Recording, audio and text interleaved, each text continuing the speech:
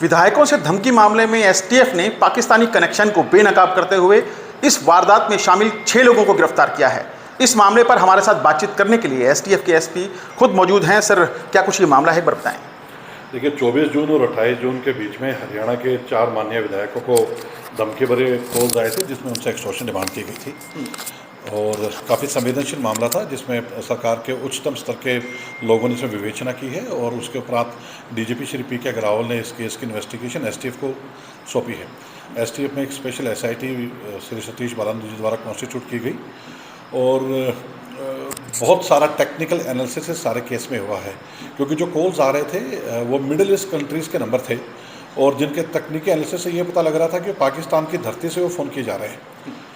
उसके उपरांत technical analysis की वेरियस टीम्स और सेंट्रल एजेंसीज़ ने इसमें काफ़ी मदद की। श्री पी के अग्रवाल द्वारा काफ़ी सेंट्रल एजेंसी से कोऑर्डिनेट किया गया और फिर जब कोई इसमें क्लू नहीं आ पा रहा था, जिसमें इनका इंडियन एंगल जो इसमें इंडिया में इनके साथी थे वो जब नहीं हमें मिल पा रहे थे, तो एसटीएफ द्वारा एक स्पेशल प्लान तैयार करके एक ट्रैप बिछाया गया। उस ट्रैप में जब ये पाकिस्तान के जो फ्रॉडस्टर थे जब फंसे हैं, तो हमें यहाँ पे कुछ अकाउंट्स नंबर मिले हैं जिन अकाउंट्स में उन्होंने पैसा डालने के लिए बोला गया, जिसके ऊपर हमारी एक टीम ने मुंबई में रेड की है। मुंबई में रेड करके मुंबई पुलिस की मदद से हमने 2 व्यक्ति को वहाँ पे अरेस्ट किया है, जिसमें एक का नाम दुलेश आलम है, दूसरे का बदरे आलम है। दुलेश मूलतः मुजफ्फरपुर बिहार का रहने वाला है और बदरे आलम यूपी का रहने वाला है। इनकी पूछताछ में वहाँ पे इनसे काफ़ी मात्रा में सिम कार्ड्स, किसी और व्यक्तियों के नाम से पासबुक्स और एटीएम्स कार्ड काफ़ी मात्रा में मिले। इनसे पूछताछ में इनका जो फर्दर जो इनके बाकी साथी थे वो मुजफ्फरपुर बिहार के थे। तो दूसरी टीम ने जब वहाँ पर रेड की तो वहाँ से हमने 4 व्यक्तियों को गिरफ्तार किया है, जिसमें इनका किंग पिन है वो अमित यादव है। अमित के बाद एक सनोज नाम का लड़का है, सादिक अनवर सादिक है और चौथा कैश आलम है। कैश आलम के बारे में बताना चाहूँगा, ये दुलेश आलम का बड़ा भाई है और 1-1.5 महीने पहले ही ये करीब 2.5 साल दुबई मिडिल ईस्ट कंट्री में नौकरी जॉब करके आया है और उसके बाद ये यहाँ के इनके साथ मिलके काम करने लग गया है। तो इनका मुख्य पर्पज़ यही होता था कि या तो लॉटरी के नाम पे फ्रॉड करके या कौन बनेगा करोड़पति के नाम पे फ्रॉड करके, और आजकल हरियाणा पंजाब में किसी भी नॉन गैंगस्टर के नाम से फ़ोन करके धमकी मांगी जाती थी और उसमें कुछ लोग अगर ट्रैप हो जाते तो वो पैसा ट्रांसफ़र कर देते थे। पैसा ट्रांसफ़र ये दुलेश आलम और अमित यादव के बताए अकाउंट्स में होता था। उसके बाद ये अपने पाकिस्तानी काउंटर पार्ट के साथ वो पैसा शेयर कर लेते थे। विधायकों को कैसे चुना इस काम के लिए? इसमें हम ये प्रिज्यूम कर सकते हैं, क्योंकि ये हर बार नए तरीके का कोई ना कोई तरीका निकालते हैं। जब जैसे मैंने आपको बताया, जब कौन बनेगा करोड़पति पॉपुलर था तो उसके नाम से काफ़ी फ्रॉड हुए हैं। बीच में लॉटरी के नाम से काफ़ी फ्रॉड हुए हैं, पासवर्ड की ठगी के नाम से काफ़ी फ्रॉड हुए हैं। इन दिनों शायद इन्होंने हरियाणा पंजाब में जब ये गैंगस्टर की कुछ एक नामी गैंगस्टर्स का नाम उछल के सामने आया है तो उन्होंने ये तरीका अपनाया है। कितने विधायकों को ये सब धमकियाँ दी गई थी और क्या फिरौती भी मांगी गई थी? देखिए, सभी धमकियों के साथ फिरौती मांगी गई है। हरियाणा के 4 माननीय विधायकों से इन्होंने इस तरह के फ़ोन किए हैं और पंजाब में 3 एक्स एमएलएस के साथ इन्होंने इस तरह के फ़ोन करके धमकी दी है और पैसे की डिमांड की है। कितने की फिरौती की डिमांड की गई है, सर कुछ बताना चाहें? सबसे अलग अलग है, मतलब कोई ऐसा इन्होंने सभी नंबरों को अपनी तरीके से जो उनका ज्ञान था उससे डील किया है। किसी एक व्यक्ति विशेष से इन्हें बॉलीवुड स्टाइल मुंबईया भाषा बात की है, बाकी उससे पंजाबी स्टाइल में बात की है।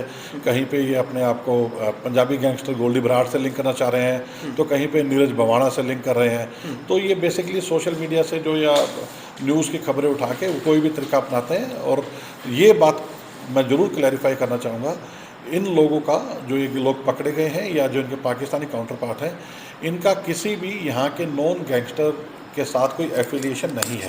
यानी जो एक गैंगस्टर एंगल था कि ये गैंगस्टर का नाम ले रहे थे, वो बात कतई एक जालसाजी वाली बात है।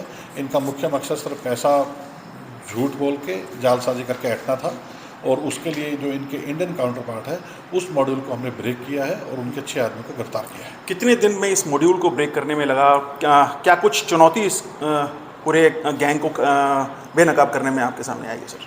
देखिए, सबसे पहले तो मैं यही कहूँगा कि अपने आप में एक इंटरनेशनल एंगल इस सारे क्राइम में स्टार्टिंग से ही था कि जो कॉल्स आ रहे थे वो एक बाहर के नंबर से आ रहे थे। जिस देश की पाकिस्तान की धरती से ये कॉल जनरेट किए जा रहे थे, तो शायद सबसे पहला बेनिफिट तुमको यही था कि पाकिस्तान की धरती से बैठ के ये क्योंकि कॉल्स किए जा रहे हैं तो इनको आइडिया था कि वहाँ का और या फिर हमारा सिस्टम उन तक नहीं पहुंच सकता अभी, उसका फ़ायदा उठा के कॉल कर रहे थे, और जो कॉल करने के बाद ये पैसा लूट रहे थे या जो पैसा जालसाजी करके ऐंठ रहे थे, उस पैसे को उनके तक पहुंचाने के लिए इनको यहाँ पे इंडिया में अपने काउंटर पार्ट्स की ज़रूरत थी। और इनको करीब करीब, जैसे अभी आपको ने बताया कि 73 के करीब ATM कार्ड्स मिले हैं। अभी तक हमने 24 के करीब अकाउंट्स का पता लगा है, लेकिन ATM कार्ड 73 हैं तो ऑब्वियसली 73 अकाउंट तो क्लियर हो ही गए।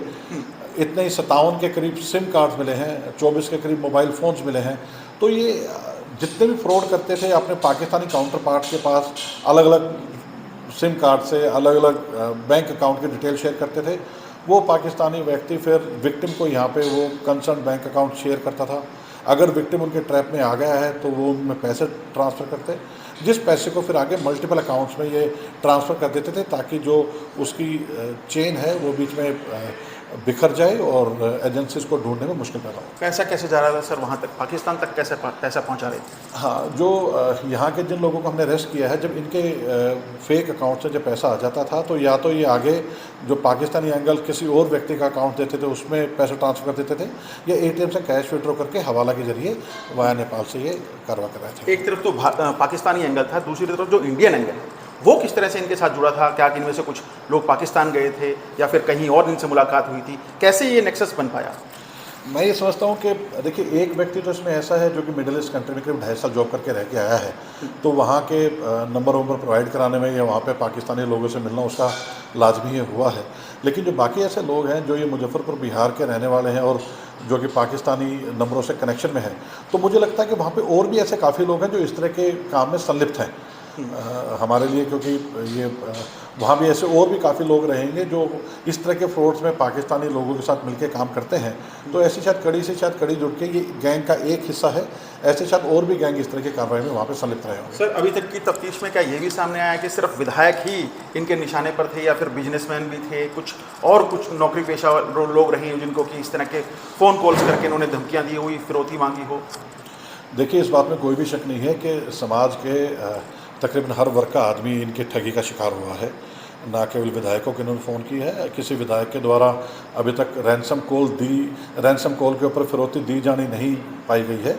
लेकिन आम जन ऐसे बहुत सारे हैं जिन लोगों ने ठगी का शिकार होकर इनके खातों में पैसे ट्रांसफ़र किए हैं, और जिनकी संख्या बहुत ज़्यादा है। और वो जो अमाउंट जो ठगी का इनके खातों में ट्रांसफ़र हुआ है वो भी काफ़ी बड़ी मात्रा में है, जिसके बारे में हमने इनको तो जैसा आपको बताया कि कल अरेस्ट किया है। तो कल और आज बैंक हॉलीडे होने के कारण वो डिटेल अभी यानी बकाया है, पर मुझे पूरा यकीन है कि ये जो ठगी का पैसा है ये करोड़ों में अमाउंट होना चाहिए, और बहुत बड़ी संख्या में ऐसे ठगी के इनके आमजन लोग शिकार हुए हैं। आखिरी सवाल ये है कि सर, क्या अब तक की तफ्तीश में कुछ और लोगों की संलिप्तता इसमें सामने आई है सर? बिल्कुल, काफ़ी ऐसे लोग अभी और हैं जो कि इनके सारे ऑपरेशन में कोई ना कोई रोल निभा रहे हैं। अभी तक हमने 6 लोगों को इसमें अरेस्ट किया है। हमारी टीमें वापस उन सभी ठिकानों पर रेड करेंगी, इनके और साथियों का पता लगाया जाएगा, और इस जो ये पाकिस्तानी क्रिमिनल्स के साथ जो नेक्सस इन्होंने बनाया है इसको तोड़ने का हर संभव प्रयास किया जाएगा। जिन खातों का जिक्र कर रहे थे, क्या सभी खाते फर्जी हैं, और कितने ऐसे फर्जी अकाउंट थे जो ये बंद करा चुके हैं?